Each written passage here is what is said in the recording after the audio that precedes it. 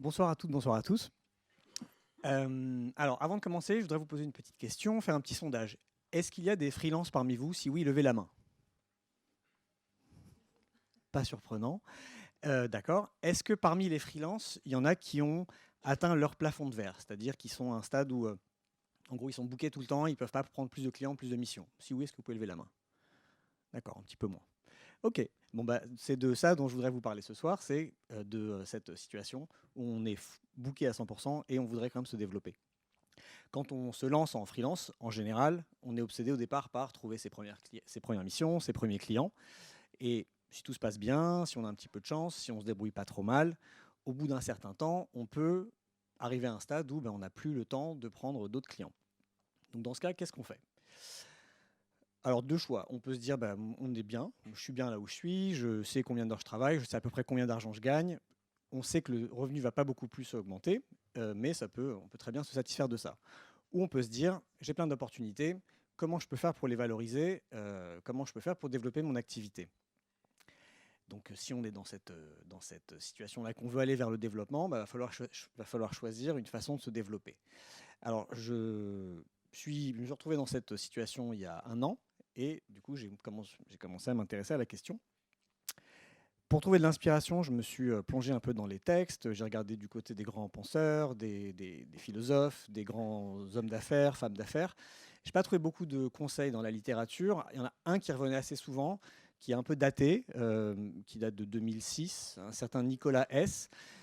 Voilà, qui disait qu'il faut travailler plus pour gagner plus. Donc, ok, soit, j'ai pris note, mais ce n'était pas trop quelque chose vers quoi je voulais aller, parce que travailler 10 heures, 12 heures par jour, voir moins ma famille, passer moins de temps avec mes amis, ce n'était pas un truc qui me branchait. L'autre option, en général, c'est, si on a suffisamment de boulot, on embauche. On prend une personne, et puis on lui refile les missions, et si tout se passe bien, on peut prendre une deuxième personne, etc. Et donc, en gros, on devient une agence. C'est le modèle classique de l'agence, donc on grossit en gros. C'est pas trop quelque chose qui m'attirait non plus. Moi, j'aime bien travailler tout seul, en tout cas faire mon cœur de métier tout seul, et j'avais envie de le rester.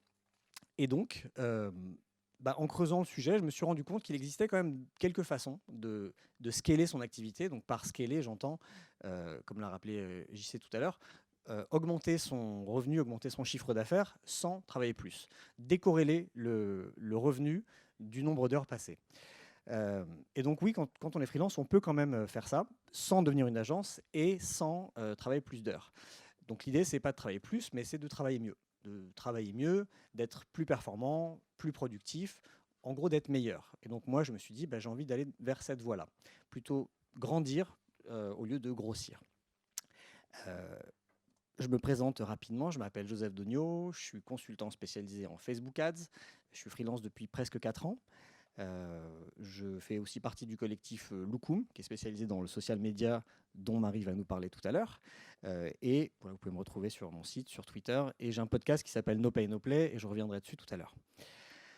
Avant de parler de comment on fait pour scaler son activité, je voudrais faire un petit pas en arrière et parler des méthodes un peu traditionnelles d'augmenter son chiffre d'affaires. Et une fois qu'on a épuisé ces leviers-là, on peut envisager de scaler.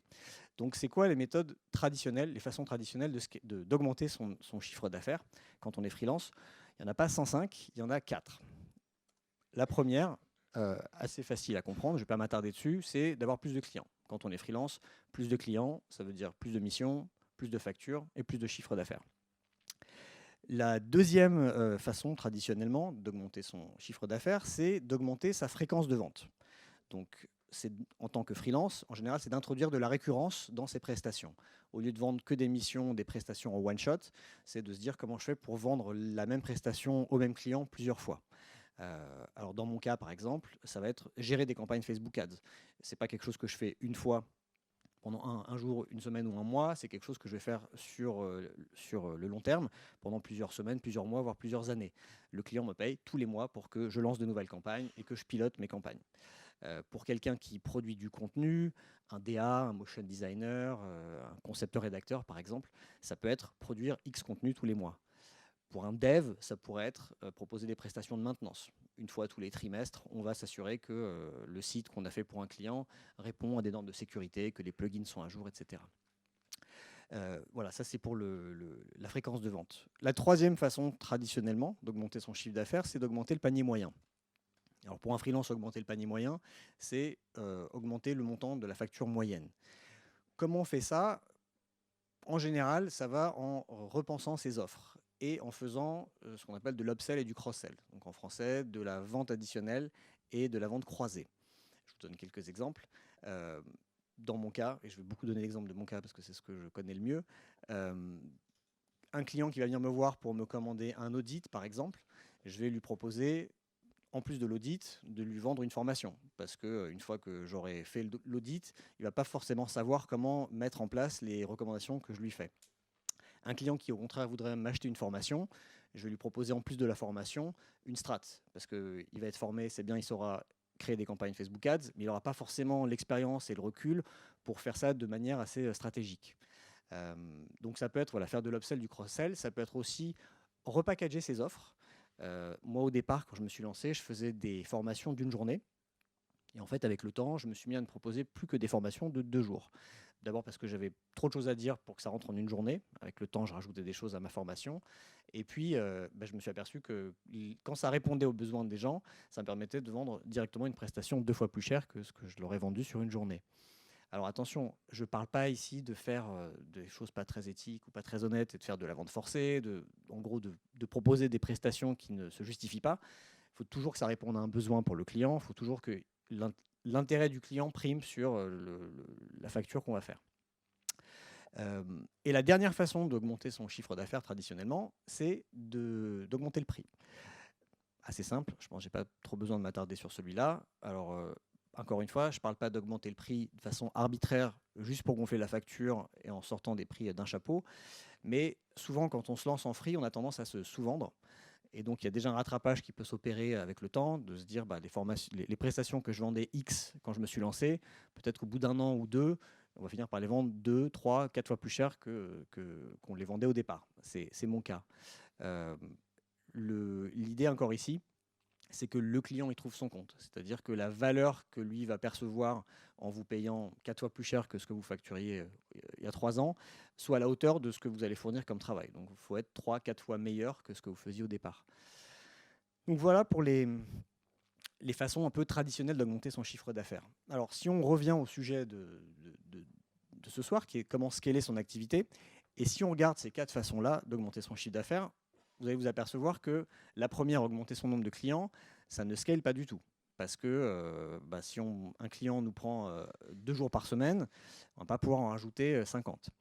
La deuxième et la troisième, il y a un petit peu de scale. Il y a un petit peu de décorrélation du temps passé par rapport aux revenus générés. Parce que si on vend 10 fois la même prestation à un client plutôt que 10 fois la même prestation à 10 clients, vous allez gagner du temps sur les devis, les allers-retours, la facturation, la communication, etc. Pareil pour quand on augmente le panier moyen, il y a un côté un peu optimisation du temps qui permet de scaler légèrement. La seule où on peut vraiment scaler, c'est quand on augmente le prix. Mais forcément, c'est limité parce que ce n'est pas infini. Si le prix du marché pour des formations Facebook Ads, c'est 1 500 €, je pourrais peut-être vendre les miennes, allez, 2 000 €, 2 500 €, je ne pourrais pas les vendre 10 000 ou 15 000 €. Même si je suis bien meilleur que tout le monde, ça ne se justifiera pas. Donc, une fois qu'on a fait, je pense que c'est déjà bien de commencer par ces 4 choses-là. Et si on fait ça et qu'on arrive au plafond de verre, comment on fait pour aller plus loin ? Ce que je vais vous dire, c'est pas du tout révolutionnaire, j'ai rien inventé, mais c'est ce que j'ai pu glaner à droite à gauche quand je me suis documenté sur la question. Et il y a 2 livres qui m'ont inspiré. Il y en a un qui s'appelle 1 Million Business, j'ai plus le titre exact, mais je pourrais vous le dire. Et un autre qui s'appelle Company of One, qui est complètement traite de ce sujet, de comment on fait pour, en gros, construire un business d'une personne. Alors, la première que je recommanderais, c'est de penser à l'apport d'affaires. Je trouve que c'est une solution à laquelle beaucoup de freelances ne pensent pas. C'est de, je ne veux pas dire refiler, mais renvoyer une partie des missions qu'on ne peut pas traiter à des personnes qui, elles, sont en demande, et en échange d'une commission. Ça peut se faire en nouant des partenariats et avec 2 types de prestataires. Le premier, ça va être avec des gens qui font la même chose que nous. Donc, moi, si j'ai trop de missions Facebook Ads qui viennent à moi, que je ne peux pas les prendre et que je ne veux pas travailler plus d'heures et que je ne veux pas embaucher, je peux les renvoyer vers une agence ou un ou une freelance Facebook Ads qui a du temps ou veut se développer. C'est ce que je fais. Le deuxième type de partenariat que vous pouvez nouer, c'est avec des métiers connexes aux vôtres. Donc on sort un peu de son champ et on voit quels métiers peuvent être complémentaires aux nôtres. Par exemple, je pourrais, si j'étais en demande de travail, faire un partenariat avec une agence web qui va créer des sites web pour des clients, et quand le site est livré, en général, le client a besoin de le rendre visible, de le promouvoir. Donc cette agence pourrait me renvoyer des prospects, c'est moi qui lui rétrocéderai une commission.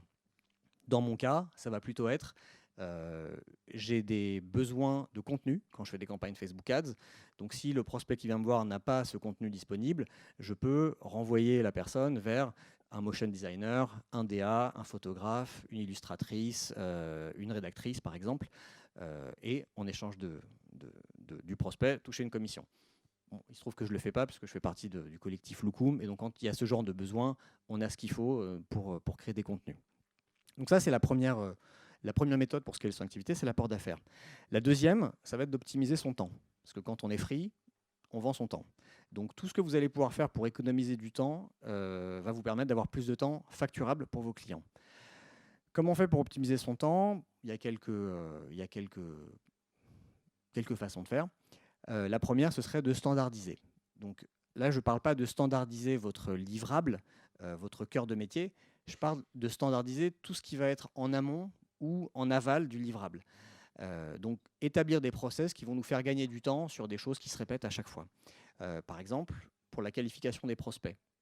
À un moment, quand j'ai commencé à avoir beaucoup de demandes entrantes, je me suis aperçu que je passais beaucoup de temps à faire des calls ou des rendez-vous avec des prospects qui finalement n'étaient pas des bons clients potentiels pour moi.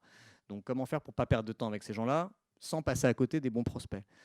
J'ai fait un truc tout simple, j'ai un petit questionnaire que j'envoie à chaque personne qui me contacte. Il y a 5 questions. En gros, c'est quoi vos objectifs? C'est quoi votre budget? C'est quoi est-ce que vous avez installé le pixel Facebook sur votre site? C'est quoi vos canaux d'acquisition? Ça me permet un petit peu de voir leur niveau, déjà s'ils font de la pub Facebook, de savoir quel est leur niveau de compréhension du marketing digital et leur niveau de budget aussi. Et bon, y a des gens qui ne veulent même pas répondre à ce genre de questionnaire, qui me disent non, mais on s'appelle, ce sera plus simple. Donc eux, déjà, ils sont disqualifiés. Et ceux qui répondent et que, en gros, je sens qu'il y a un bon potentiel, derrière, on peut faire un call, on peut faire un rendez-vous, et si tout se passe bien, on signe quelque chose. Mais ça me permet d'économiser beaucoup de temps. Un autre truc qu'on peut standardiser, c'est l'onboarding des clients. Donc quand vous bossez avec un nouveau client, il y a souvent des choses qui se répètent. Vous allez donner les mêmes informations sur votre façon de procéder. Vous allez demander les mêmes choses à votre client. Donc, préparer des templates, soit des documents, soit des emails. Pareil, moi, dans mon cas, j'ai besoin de certaines choses, de l'ID d'un compte publicitaire, des infos sur un pixel. J'ai des templates de mails, je fais des copier-coller.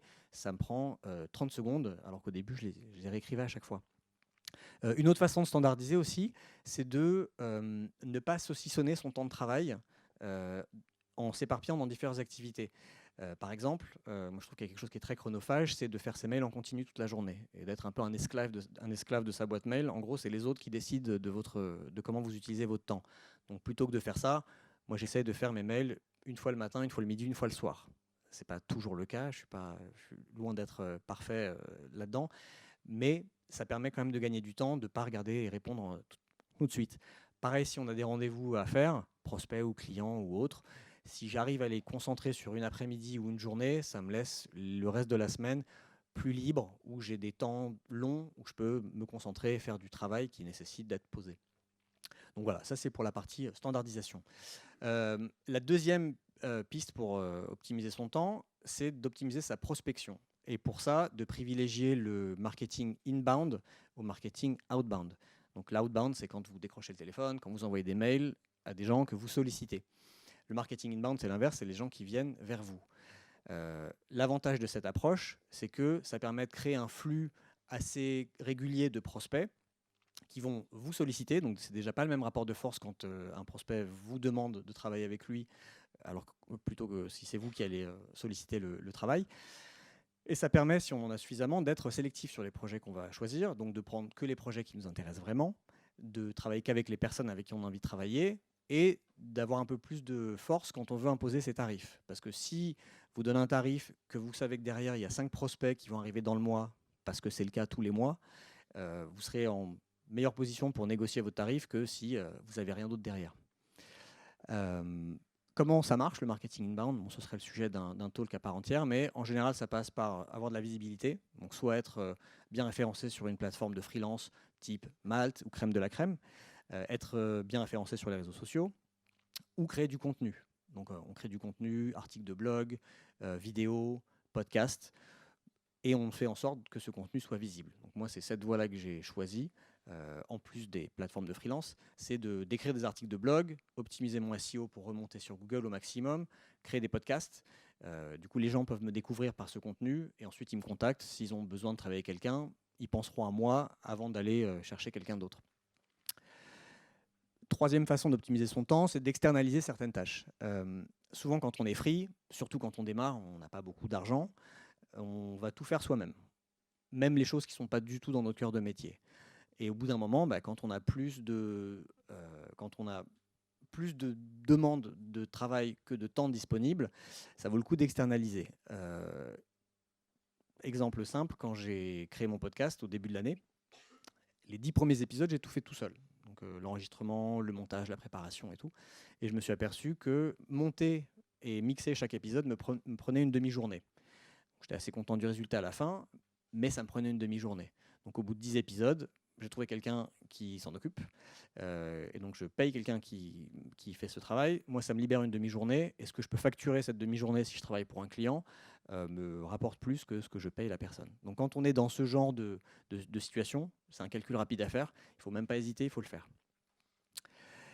Dernière façon d'optimiser son temps, c'est tout simplement d'utiliser les bons outils. Il y a plein d'outils disponibles pour gérer ses projets, prendre ses notes, gérer ses documents, organiser la prise de rendez-vous, donc des choses comme, bon après chacun a les siens, mais évidemment tout ce qui est Google Drive, Dropbox, Evernote, Trello, Calendly, Zapier pour faire le lien entre plusieurs applications, ou IFTTT.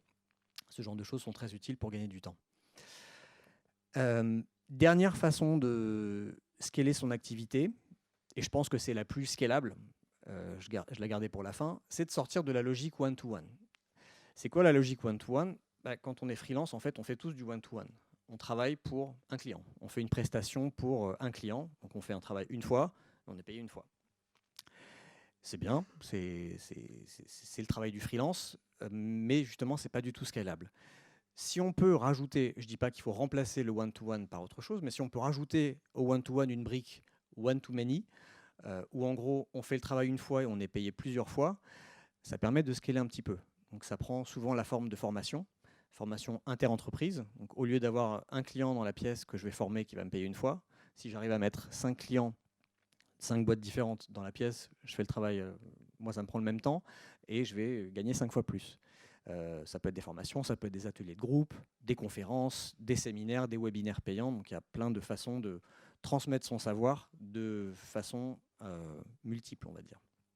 Et la dernière façon, et c'est vraiment la plus scalable, c'est de vendre un produit. Maël en parlera un petit peu plus tout à l'heure, mais vendre un produit, ça permet de... Alors il y a un fort travail d'investissement parce que vous créez un asset, donc il y a un gros travail dans la création du produit. Une fois qu'il est créé, chaque fois que vous le vendez, c'est complètement décorrélé du temps que vous allez passer. Donc, qu'est-ce qu'on a comme produit qu'on peut vendre quand on est freelance? Un livre. Alors vous allez me dire, ouais, écrire un livre, c'est un sacré travail, effectivement, mais une fois que vous l'avez créé, il est sur les rayons, il est sur Amazon.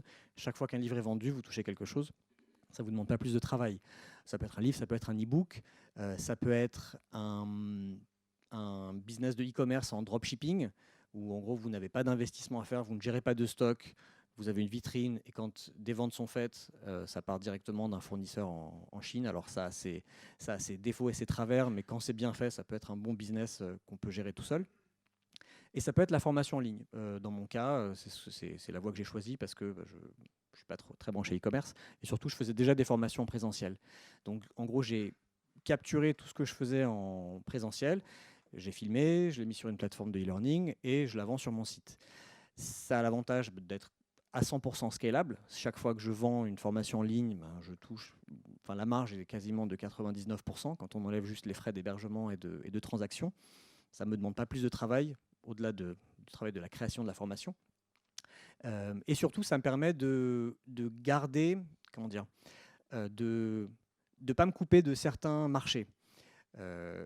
Comme j'ai fait ce que je vous suggérais de faire, c'est-à-dire d'augmenter les prix avec le temps, il y a un moment, mes formations en présentiel, elles sont devenues trop chères pour certains publics, notamment les entrepreneurs qui se lancent, ne pouvaient pas plus payer les tarifs que je proposais. Comme je n'avais pas envie de baisser mes tarifs parce que je voulais essayer d'imposer ces tarifs élevés, la formation en ligne me permet de la vendre, parce que je la vends 4 fois moins cher que le présentiel, me permet quand même de toucher les freelances ou les petits entrepreneurs. Ça me permet aussi de toucher des gens qui n'habitent pas à Paris et qui ne pourraient pas payer et ma formation et mon déplacement. Donc tous les gens qui ne sont pas à Paris, ça reste dans mon marché grâce à la formation en ligne. Voilà, moi c'est ça que j'ai choisi pour scaler principalement, en plus de tout le reste, d'optimiser son temps, etc. Voilà, ça fait 20 minutes. Greg, j'espère que c'est bon, cool. J'avais dit 18, mais désolé.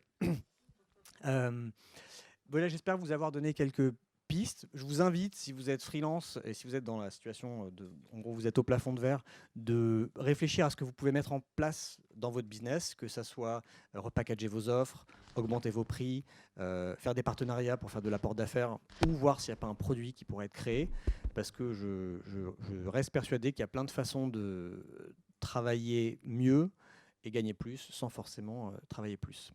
Merci.